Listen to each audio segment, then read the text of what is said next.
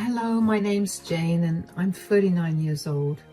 The story I'm going to tell you happened a year ago and I'm slowly recovering from the mental effects of the whole ordeal.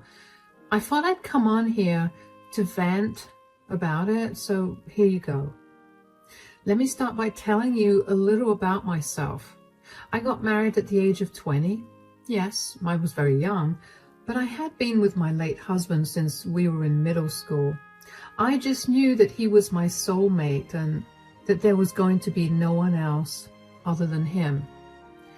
We grew up with each other, so his family was mine and mine his. I had a perfect life. We had good jobs, our own house, the cutest dog. But like all this good, my perfect life came to a horrible end. I still remember the incident like it was yesterday.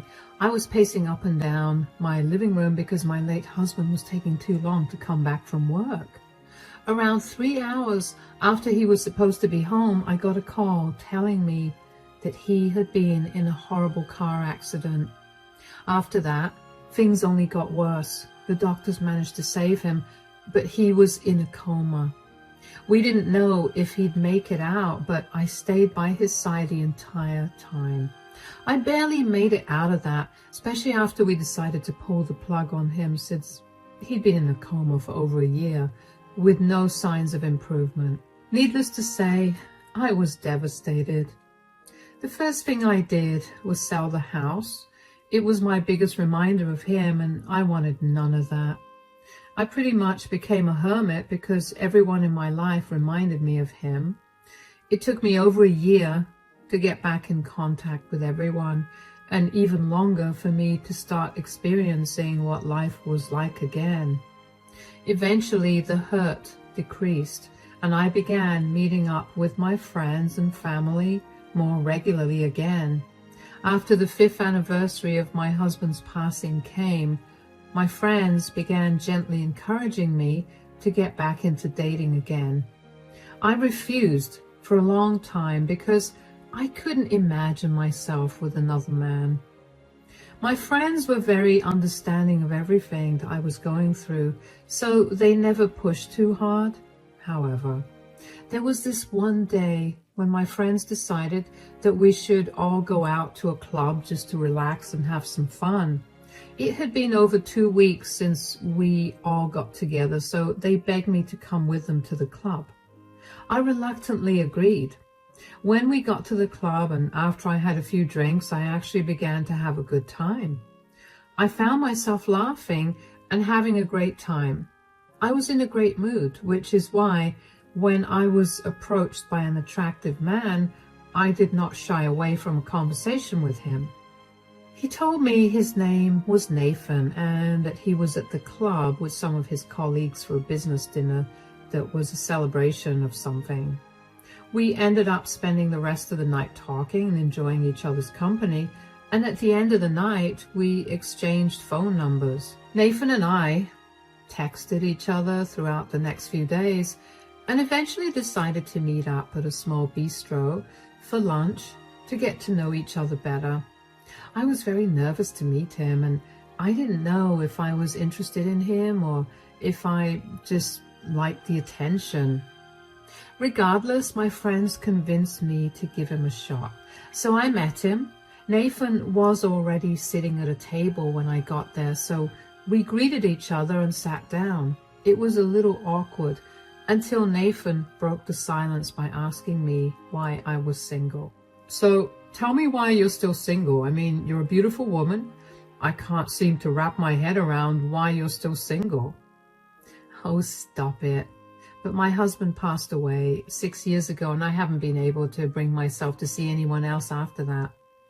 Finally, my friends got tired of me being so alone, so they dragged me along with them to the club last week. Guess that was lucky for me.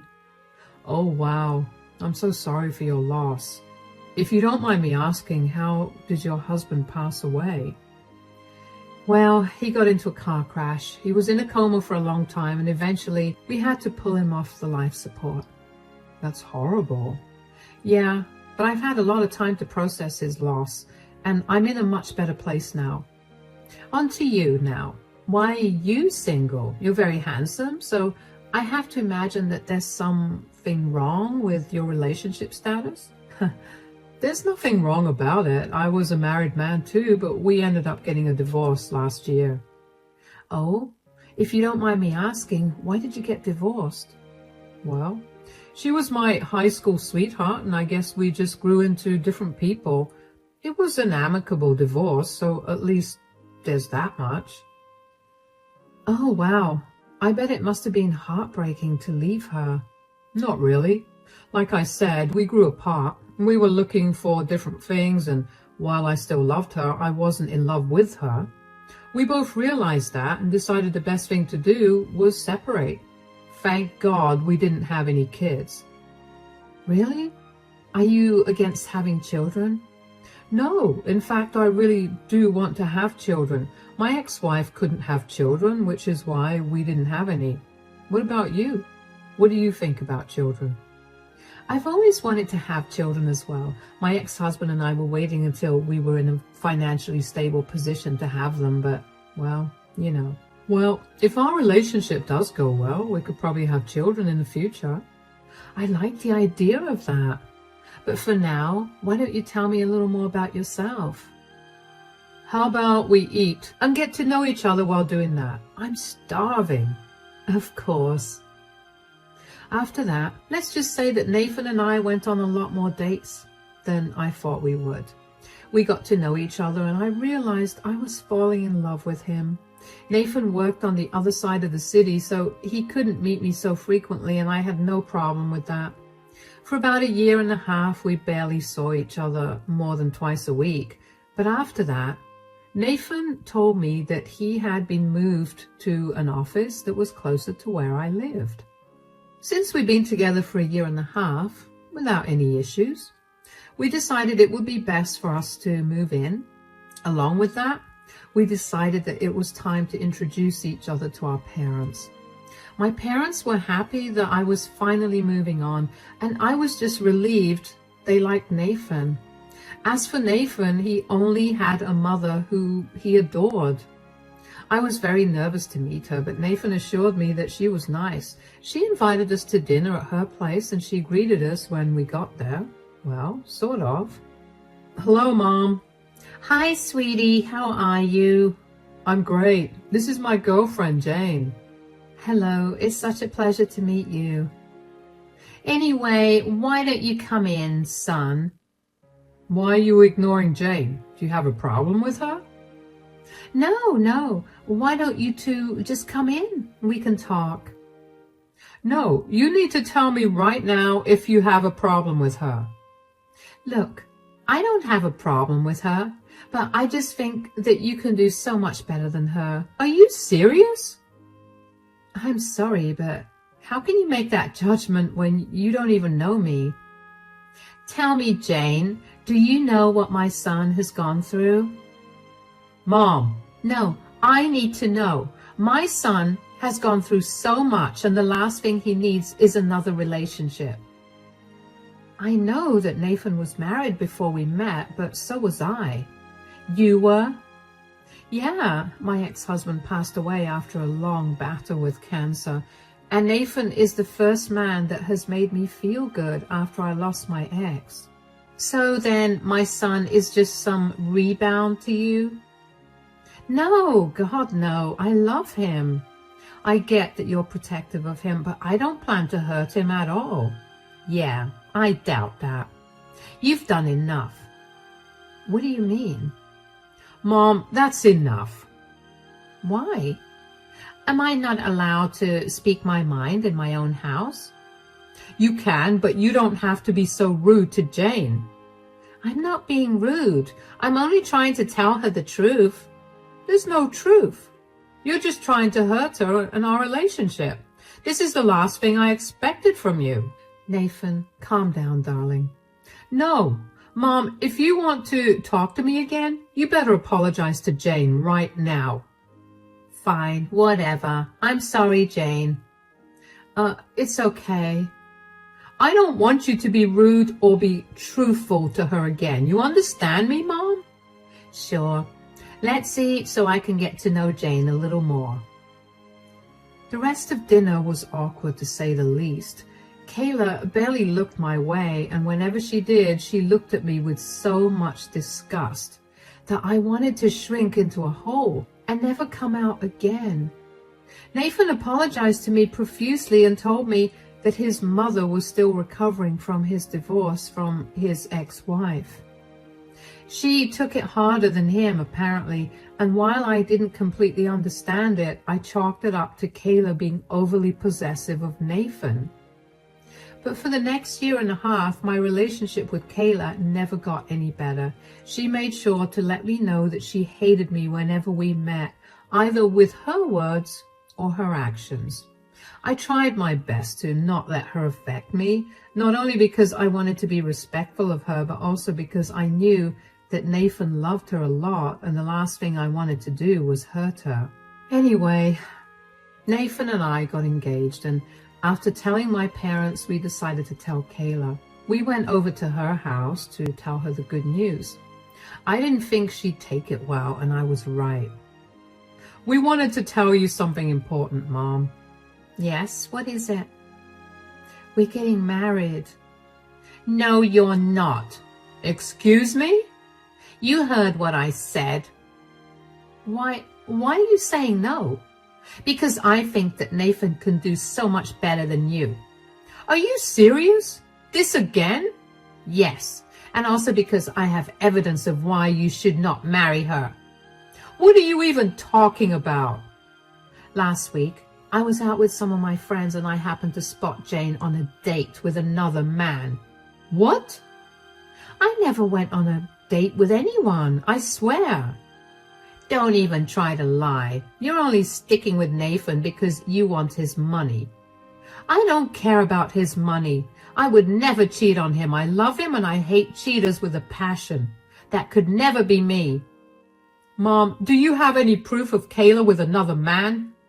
"No, but I know what I saw. Are you going to question your mother like this?"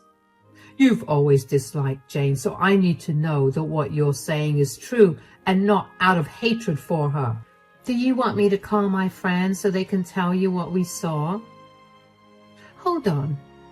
What day last week did you see me?" "I went to meet my friends on Tuesday, and that was when I saw you." "Are you absolutely sure it was on Tuesday?" "Yes. I may be an old woman, but my memory is great." "Sure, but I'm afraid that you must have seen another woman, because on Tuesday, Jane was at home the entire day because she had a migraine." "That's a lie. I saw her. She must have lied to you so she could go behind your back." "That's impossible, because I was at home the entire day taking care of her." "Why are you lying about something so serious? What is your problem?" "I just want what's best for you. Why can't you see that?" "So you try to invent stories of my fiancé cheating on me? Do you know how insane you sound?" "You can't call me serious when you did." "Enough. You are not allowed to come to our wedding until you apologize to me and Jane." "It's okay, Nathan." "No, we're going to nip this in the bud. She needs to apologize. I will not let her torture you after we get married. Come on, let's go." I was beyond upset at Kayla's reaction. I knew she hated me, but she'd never been that blunt about it either. Nathan was even more upset than me. He went from calling her often to check in on her to never calling her. In the next few months, we cut all contact with Kayla. I felt horrible because I couldn't help but feel that I was the reason that Nathan's relationship with his mother was ruined.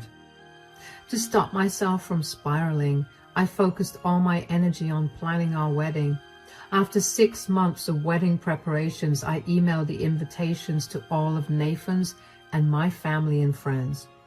Kayla must have heard from her family about the wedding date because she showed up at our place the day before the wedding.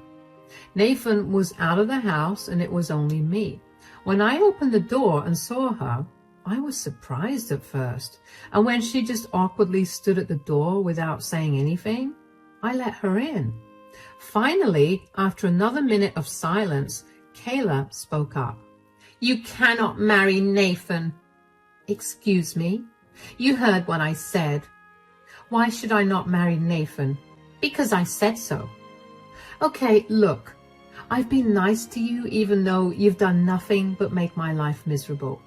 What do you have against me that you've done everything in your power to sabotage my relationship with Nathan? I have nothing against you, Jane. I'm just trying to protect you. Protect me? How in the world is accusing me of cheating an act of protection? And don't tell me you have nothing against me when the very first time you met me, you told Nathan that he could do a lot better than me. I was just trying everything in my power to make you go away. The first time I met you, I realized that you didn't know the full truth about Nathan. I mean, he didn't tell you the truth, which is why you didn't know. What are you even talking about? Do you remember how you met Nathan? Obviously, we met at a bar and we hit it off after that. Yes, and what did he tell you about his relationship status at that time? He told me he was a new divorcee. That was a lie. What? Nathan was still married to his then wife at that time. Is this another tactic of yours to sabotage our relationship? Because if it is, I'm going to uninvite you, and once Nathan finds out, he's never going to talk to you again. I'm sick and tired of your nonsense. No, I swear this is not a tactic. I've realized that none of my plans to get you to leave have worked, so the only way for you to leave is to tell you the truth. Here, take a look at this. What is this? These are Nathan's police reports. What?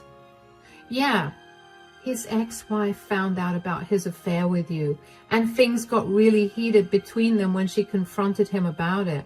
She threatened to expose him to everyone, and Nathan lost control of his temper and laid his hands on her in a horrific manner.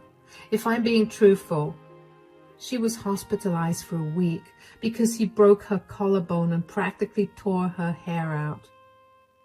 Oh my God. See? Nathan is my son, and I'm unfortunately filled with love for him. I did not speak to him for a long time after I found out what he did. Thankfully, his ex-wife didn't press any charges against him in exchange for full custody of their children and their house. Nathan had nowhere else to go, so I took him in. He has children? Yes. How could he do that? To his wife and children? How could he do that to me? He knows how much I hate cheaters. Nathan is a disgusting man, Jane. I'm sorry I tortured you, but I couldn't tell you the truth because Nathan was basically glued to you. He knew that I would try to tell you, so he never let you be alone with me. Not to mention, I was terrified that he would hurt me too, so I'm so sorry, Jane. Oh my God. This must have been so much for you to deal with. I'm sorry that I snapped at you. You were only doing your best to protect me. I'm so sorry. You don't have to apologize. Instead, why don't you help me get back at Nathan? I can't. I know you're his mother, but you shouldn't shelter him. He deserves to deal with the consequences of his actions. You're literally living in fear of his anger, and that's never a good thing. I don't know. Do any of his friends and family know about the truth of his previous relationship? No. He made me promise him that I wouldn't open my mouth. Great. Tomorrow, we'll expose him. He invited his boss, so I'm sure that he'll get fired. It's time for him to face some real consequences, and you can come and stay with me so we can avoid him for a while. All right. You're right. I shouldn't be afraid of my son. Let's do it. I was shaking. I tried my best to remain composed in front of Kayla, but after she left my place, I raced to the washroom so I could throw up. I couldn't believe that Nathan was capable of being such a horrible person. And most of all, I couldn't believe that he had involved me in his horrible actions. I was very much against cheating and even more against abuse of any kind. These were things that Nathan knew very well about me, and he knew this very early on in our relationship. So for him to knowingly involve me in his horrendous actions made me both throw up and want to scream at him. But I knew that I had to be careful with how I handled things, especially since I knew what he was capable of. I made sure to tell Kayla that she needed to call Nathan and apologize to him. She needed to be at the wedding because I didn't count on Nathan not trying to harm her afterwards.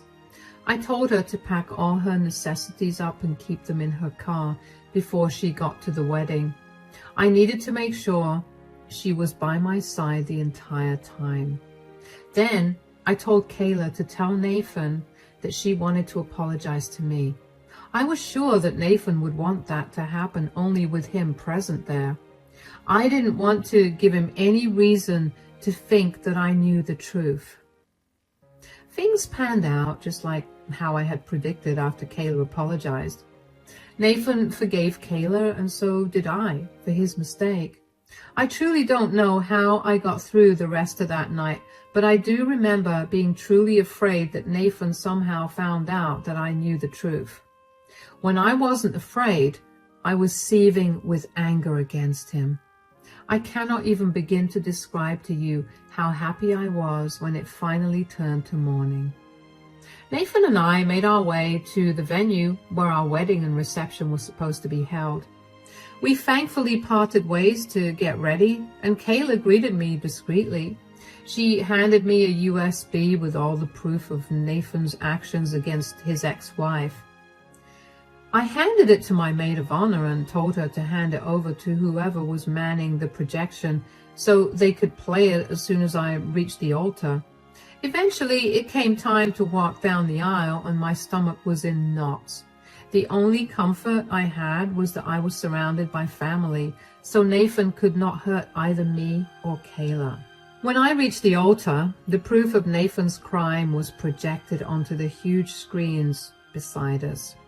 All the guests burst out into gasps and murmurs, and Nathan was confused. He took a look at the screen and paled.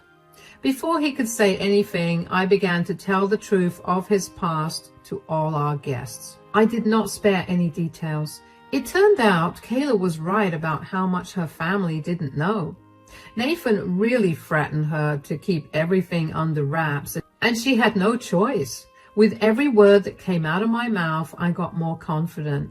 In the end, I told Nathan that the wedding would not be happening because I was not going to marry someone who had no problem destroying his family in the worst way possible. I grabbed Kayla's hand, got in her car, and we drove off to a mall. I quickly changed my clothes and called my dad. I could hear how frantic everybody was, but I knew that more than anything, Kayla and I needed a safe spot to be at. My dad had many empty apartments that he usually rented to college kids whenever they needed them. He agreed to let Kayla and I be there until everything calmed down. After everyone left the party, my family came over and talked to me about what had happened. I re-explained everything to them, and they were disgusted with Nathan. They assured Kayla and I that they would be there for whatever we needed. While I was glad for their kindness, I knew that it was only a matter of time before Nathan found us again. I was right. Nathan found us only a day later, and he came banging on the door. I carefully opened the door just a smidge so there would be no way for him to hurt me. "Why did you do that? You know how exactly you've ruined my life." "I only did what I had to do. You lied to me and absolutely demolished my trust. You knew how hard it was for me to get over the death of my ex-husband. You still lied to my face every single day for 3 years. That was to prevent this outcome." "Oh yeah? That's why you bullied your mother into keeping your secret? You knew she was terrified of you, and you used that against her." "Where is she anyway? She needs to get a piece of my mind." "Look, Nathan, your mother is filing a restraining order against you. She did the right thing by informing me about what your true nature is, and you will not hold that against her. Restraining order? I'm her son. I'm not going to hurt her. That didn't stop you from threatening her. Stay away from her. You know I have relatives that are cops. Do you want to mess with me? This is why I can't tell you anything. You always make a big deal out of nothing. How is hitting your wife and sending her to the hospital not a big deal? That is something you should have told me instead of spinning your wife into some evil entity who wronged you. You made me your side chick. Do you know how disgusting I feel because of you? So? Is it wrong for me to love you? You made me feel things that my ex never did. That is not a compliment. For a whole year, I was your side chick.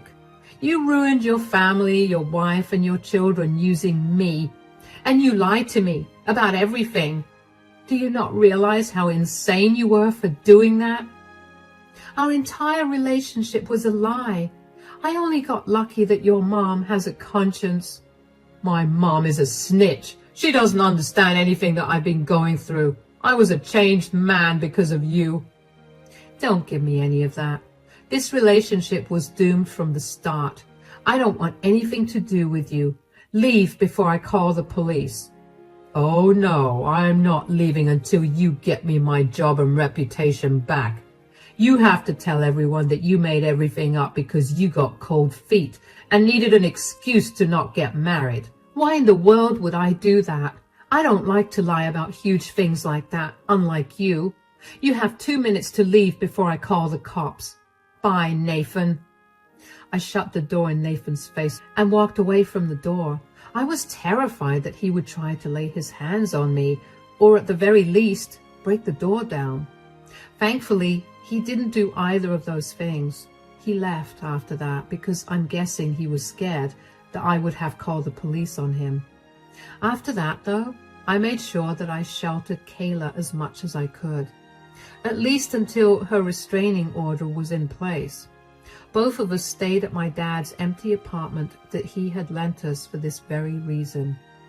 In the meantime, Kayla and I managed to hear from various of her family members and my friends about what had happened after I exposed Nathan. Turns out, Nathan's company has a very strong policy against criminal records, whether they existed or almost existed. His boss was not happy to find out about what Nathan had done. To make matters worse, he had apparently told his boss that he needed to take 2 weeks off because his cousin passed away, when in reality he was dealing with the legal aspects of his divorce. So the company policy, along with Nathan's lies, made sure that Nathan got fired. It's a great thing that Nathan and I rented an apartment. We planned our wedding around the end of our lease because we had planned to purchase a house right after we got married. I'm so glad that we didn't do that before we were supposed to get married.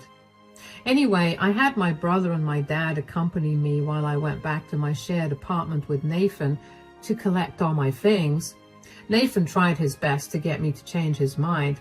I'm talking about getting down on his knees and crying while he begged me to forgive him and rethink our relationship.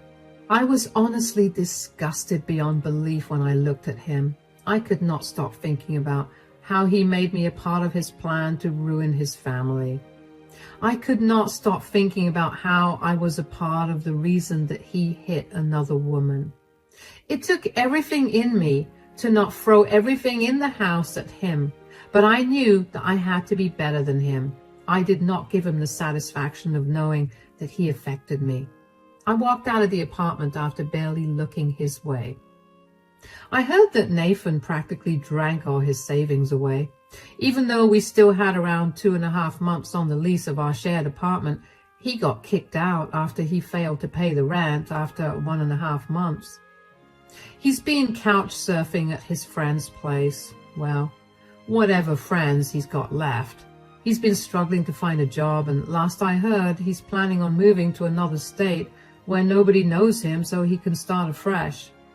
I only hope that he doesn't trick any other woman, but I doubt that he's learned a lesson. I'm just happy that I dodged a bullet. Kayla's restraining order came through and she went back to her place. Thankfully, Nathan didn't try to reach out to her. He even blocked her number. Kayla felt horrible, but I reminded her that she had done the right thing. We've become pretty good friends now, and we've even gotten to the point where we can laugh at the way she used to treat me. Life is getting better now. I still have a huge weight of guilt lying on me, but I'm in therapy and I'm working through it. The only reason I haven't crumbled is because all of Nathan's friends and family abandoned him. He doesn't have a job anymore and he's at his lowest. I'm grateful that he got to face the consequences of his actions. I still have a long road to recovery, but I'm sure I'll come out on the other side happier and more secure with myself. If you've listened to my entire story, thank you so much. I hope only the best for you.